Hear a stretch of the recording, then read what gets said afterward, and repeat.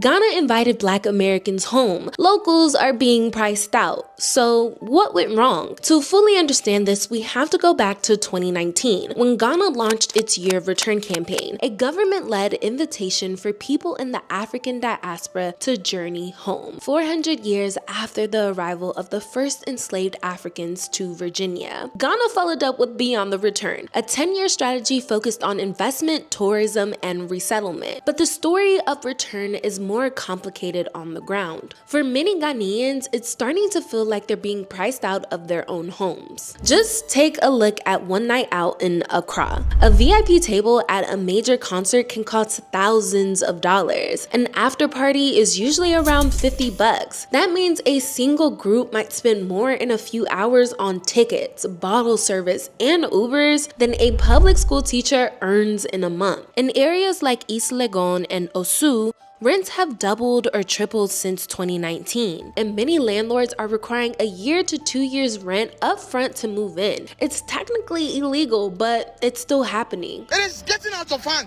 and nobody's talking about the government, nobody's talking about it.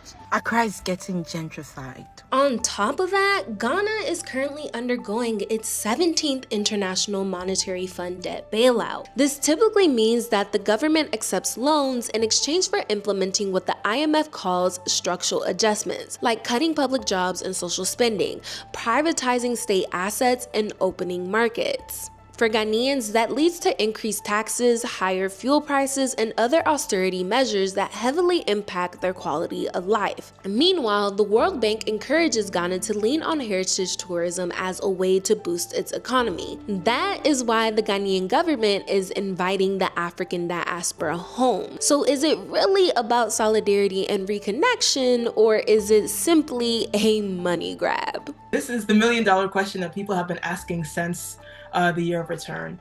I believe that it was both. It was started as a Pan-African nation state by Kwame Nkrumah, so Ghana has a very long history of creating government initiatives that reach out to the African diaspora and encourage them to come home, essentially. On the Year of Return website, they marketed the Year of Return as like a spiritual, birthrights, connection, people coming home. But on the Visit Ghana website, it was marketed as a year-long, marketing initiative. So I think the Ghanaian government was trying to do both, trying to bring people home, but also trying to bring the tourism dollars. While visitors in the diaspora come for spiritual reconnection, cultural celebration, and refuge from racism and violence in the West, their presence in Ghana has driven up prices, displaced residents, and deepened class divides.